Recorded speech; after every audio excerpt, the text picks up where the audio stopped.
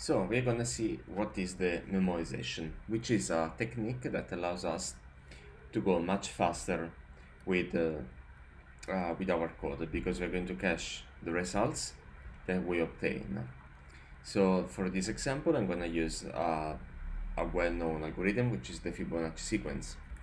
So let's start by writing the Fibonacci algorithm. So we take a number n, and if that number is less than 2, then we're simply going to return the number. Otherwise, we're going to return the Fibonacci of n minus 2 plus Fibonacci of n minus 1. And we can already use this function, and we can say the result on Fibonacci is equal to Fibonacci of 10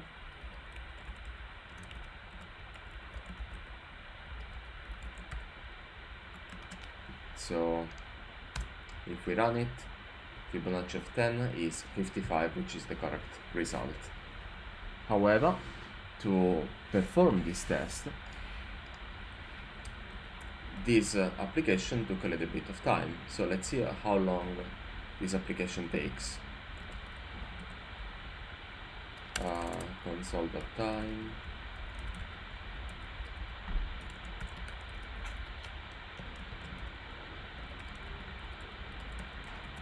I'm gonna use time end.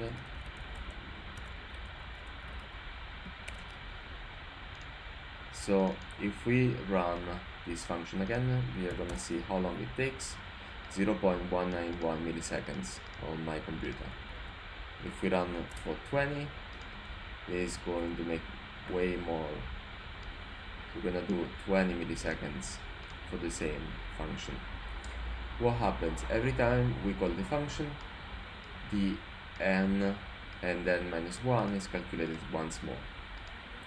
So every number we add, we're going to recalculate n minus 1, n minus 2. For example, for 10, we go for 9, for 8, 7, 6, 5, 4, 3, 2, and 1. Although all those numbers have been already calculated in the previous iterations. So what we want to do, we want to create a higher order function, which is a Memoize function that takes the function itself and does a cache object inside, where we are going to store the results of the calculation.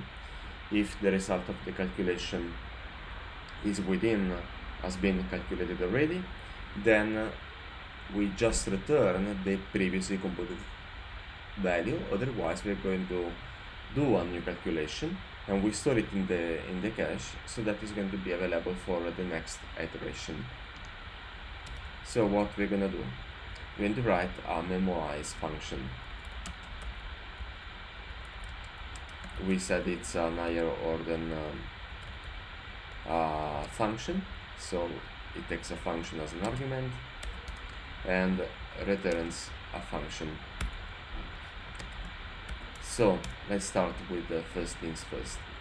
So first of all, we're going to take all of our parameters that are passed through this function, and we're going to read them.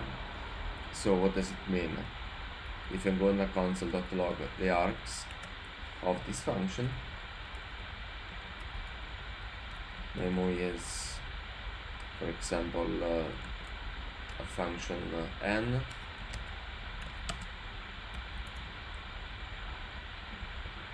and all we do is return n. We are going to see that we are going to see in here just that n that we give it.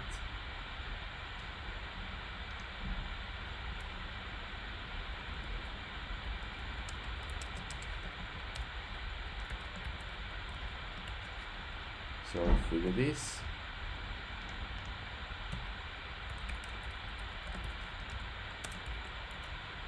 let's comment out this one for a second so that we don't get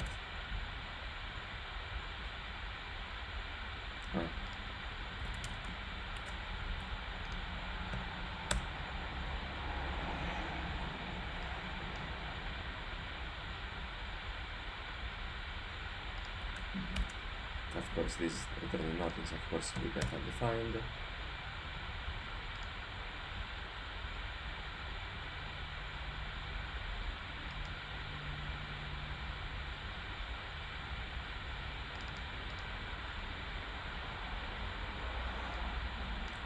Then we actually need to call the function.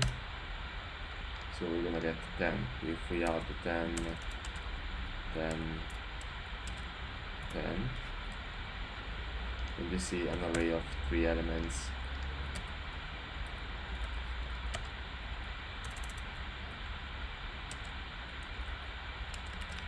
So all of those parameters are inside this args object, which is transformed from the arguments,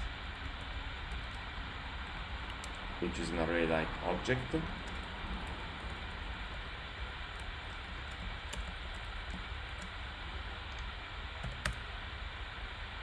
So we can see that args is not exactly an object, but contains different arguments which we're not actually interested in. So we take just the args, and with object destructuring we just get the values like if they were an actual array. Now the next step for this is to have a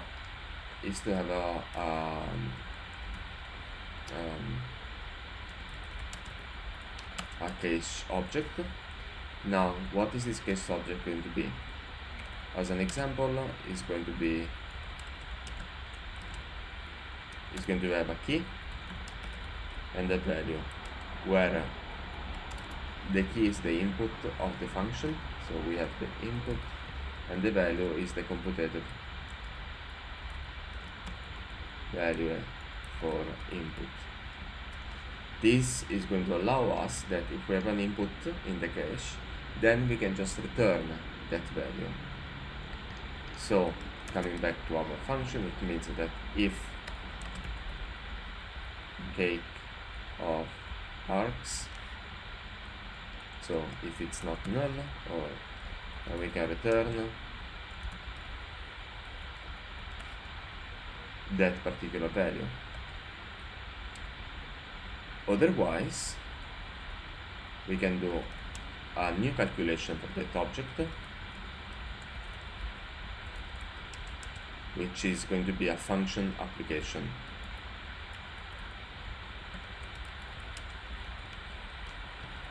So we're going to take our function that is passed as a parameter in here, and we're going to call this function with the arguments that we destructured in here, and then we're going to put this new calculation in our cache. So cache of args, so for this set of arguments we have new calculation, and then we just return the calculation that we have just done. Alright, so coming back to our Fibonacci sequence, we are going to memoize this function. I'm just going to copy the function,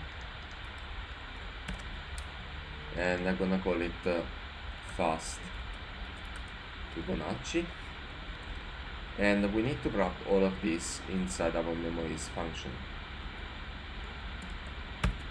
Memoize n.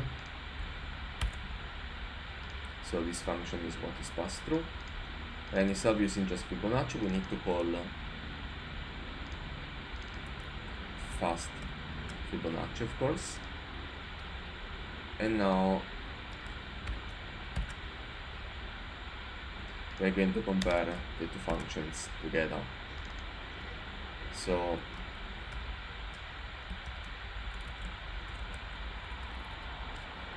fast Fibonacci of 20.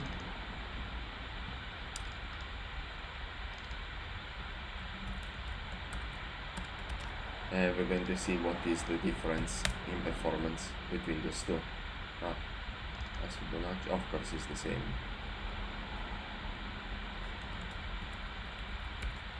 As Fibonacci result.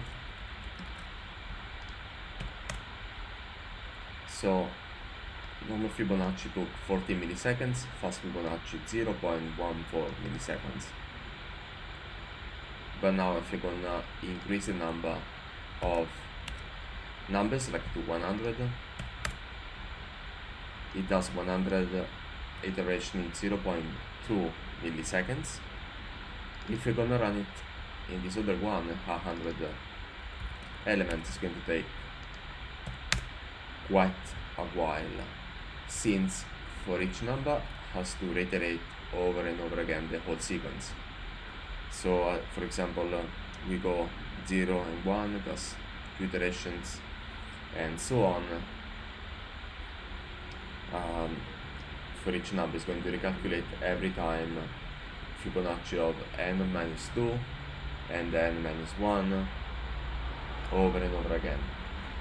So when you reach 99 and then you go to 100, then has to do just as many calculations as it did for 100 plus 1, while when you go in a fast Fibonacci, it's going to just take the cache out of the function. So now let's give it some time for it to complete.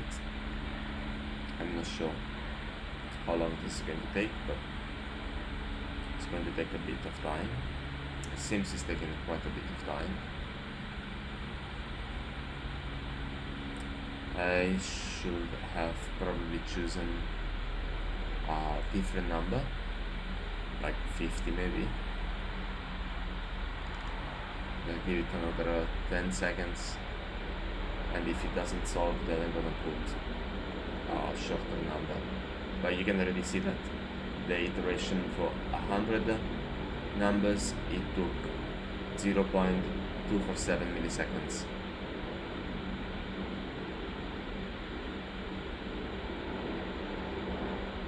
Okay, let's give it up.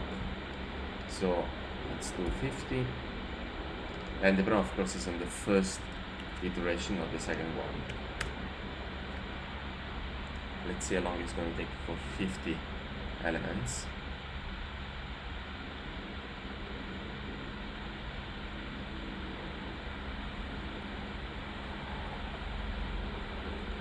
Hopefully it's going to take a bit less time. Apologies for the helicopter on the background.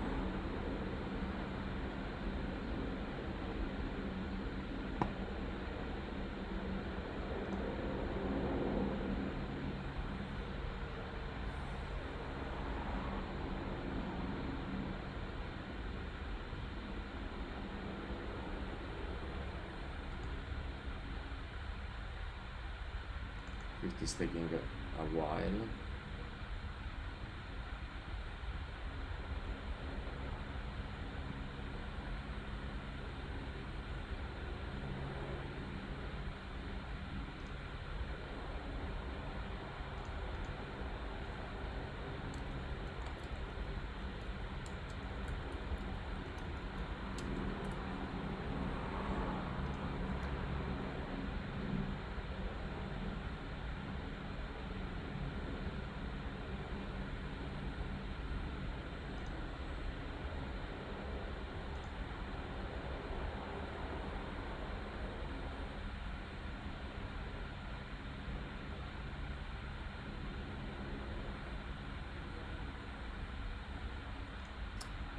Let's give up and let's do 30 or 20.